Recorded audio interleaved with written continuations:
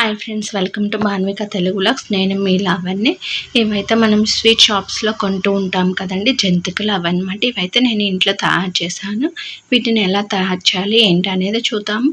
పిల్లలకి ఇలా చేసి పెట్టినట్లయితే ఇష్టంగా తింటారు. వాళ్ళకి ఏంటంటే ఇంట్లో చేసినవి నచ్చవు, ఎప్పుడు బయట తెచ్చినవి నచ్చుతూ ఉంటాయి కదా.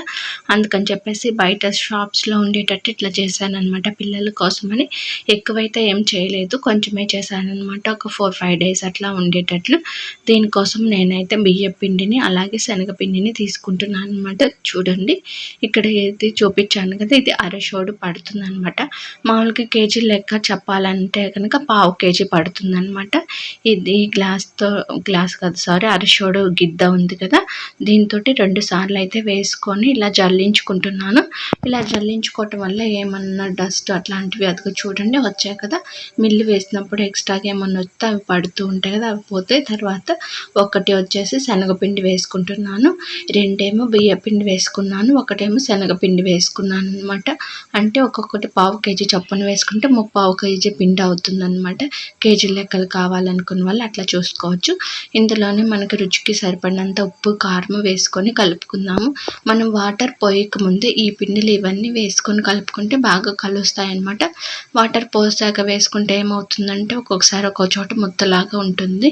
అలాగే వాము వేసుకున్నాను. అలాగే నేను ఏంటంటే పిల్లలకి బాగుంటాయి అని చెప్పేసి నువ్వులు వేస్తున్నాను. ఇంట్లో తెల్ల నువ్వులు ఉన్నాయన్నమాట, అవి అయితే వేసాను. తర్వాత రుచికి సరిపడినంత ఉప్పు కారం వేసుకున్నాను. మీరు మీ రుచికి సరిపడినంత వేసుకోండి, ఎందుకంటే కొంతమంది ఉప్పు కారం ఎక్కువ తింటారు, కొంతమంది తక్కువ తింటారు కదా. నేను ఇంకా పిల్లల కోసం చేస్తున్నాను కాబట్టి కొంచెం తక్కువగానే వేసాను అనమాట. ఇవన్నీ వేసిన తర్వాత ఒకసారి అయితే బాగా కలిపేసుకుంటున్నాను. ఇట్లా కలుపుకున్న తర్వాత మనం వాటర్ కలర్తో కలుపుకుందాం. మనకి గిద్దలో పెట్టుకొని ఒత్తుకోవడానికి ఎలా అయితే సరిపోతుందో ఆ కన్సిస్టెన్సీ వచ్చే వరకు అయితే వాటర్ పోసుకొని బాగా కలుపుకోవాలి.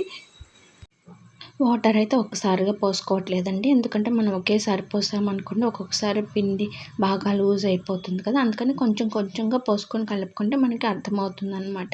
మనం అంత చెఫ్లు మేము కాదు కదా పర్ఫెక్ట్గా ఎన్నే పడతాయి అనుకోవటానికి. అందుకని కొంచెం కొంచెంగా పోసుకొని అయితే నేను కలుపుకుంటున్నాను అనమాట. చూడండి, పిండి అయితే రెడీ అయిపోయింది. ఇప్పుడు మనము వీటిని జంతికలు ఎలా తయారు చేసుకోవాలి ఏంటో చూద్దామన్నమాట. ఇది కొంచెం ఎక్కువ టైమే పడుతుంది, ఎందుకంటే చిన్నగా చేసుకోవాలి కదా. ఇట్లాగా చక్రాలు చేసుకునే గిద్దలు ఉంది కదా, ఇందులో లావుగా ఉన్నది వేసుకున్నాను అనమాట ప్లేటు. మీరు ఎట్లా కావాలనుకుంటే అట్లా వేసుకో. పిల్లలకి ఏంటంటే లావుగా ఉంటే బాగా బోలుగా ఉంటే తినడానికి బాగుంటాయి అని చెప్పేసి నేను ఇంకా అది వేసుకున్నాను. ఈ లోపల చక్రాల గిద్దలకి ఏవైతే ఉన్నాయో వాటికి లోపల ఆయిల్ అయితే అప్లై చేశాను, ఎందుకంటే పిండి అతుక్కుపోకుండా ఉంటుందని. అయితే ఇంకా అప్లై చేసుకున్న తర్వాత ఇందులో పిండి ఎంతైతే పడుతుందో అంత పెట్టుకొని ఇట్లా పెట్టేసుకున్నాను.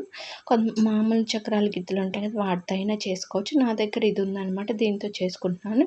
ఒక కవర్కి అయితే ఆయిల్ రాసేసి ఇట్లాగా జంతికల్లాగా చేసుకుంటున్నాను. మనం డైరెక్ట్గా ఆయిల్లో వేస్తే రావు కదా సరిగ్గా, అందుకని మనం ముందుగానే ఇట్లా పేపర్ మీద చుట్టుకున్నాం అనుకోండి అప్పుడు ఈజీగా ఉంటుంది.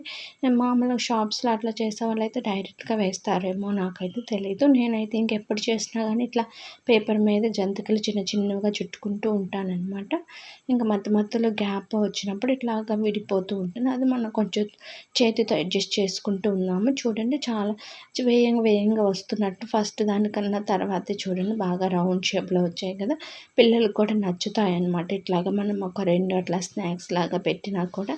అందుకని చెప్పేసి పిండి మొత్తాన్ని కొంచెం కొంచెంగా ఇట్లాగా జంతికల్లాగా అయితే చేసుకున్నాను.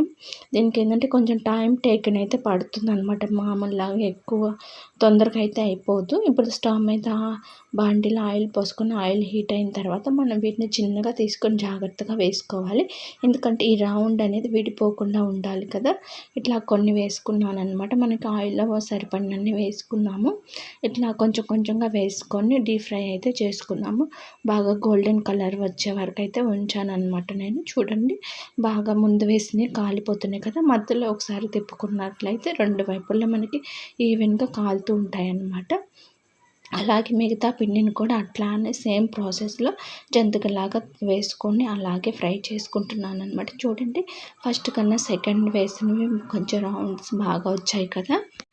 ఎవరైనా ఫస్ట్ టైం నా ఛానల్ని చూస్తున్నట్లయితే ప్లీజ్ సబ్స్క్రైబ్ చేసుకోండి. చూడండి ఇవైతే గోల్డెన్ కలర్కి వచ్చాయి కదా, వీటిని అయితే ఇప్పుడు తీసుకుందాం అనమాట. చూడండి బాగా కాలిపోయాయి కదా, వీటిని తీసుకొని ఒక ప్లేట్లో అయితే ఉంచుకుందాం. మిగతా అవి కూడా సేమ్ ఇదే ప్రాసెస్లో చేసేసుకోవటమేనండి. స్వీట్ షాప్స్లో చేసేటటువంటి జంతికలు మన ఇంట్లోనే ఈజీగా రెడీ చేసుకోవచ్చు. Thanks for watching.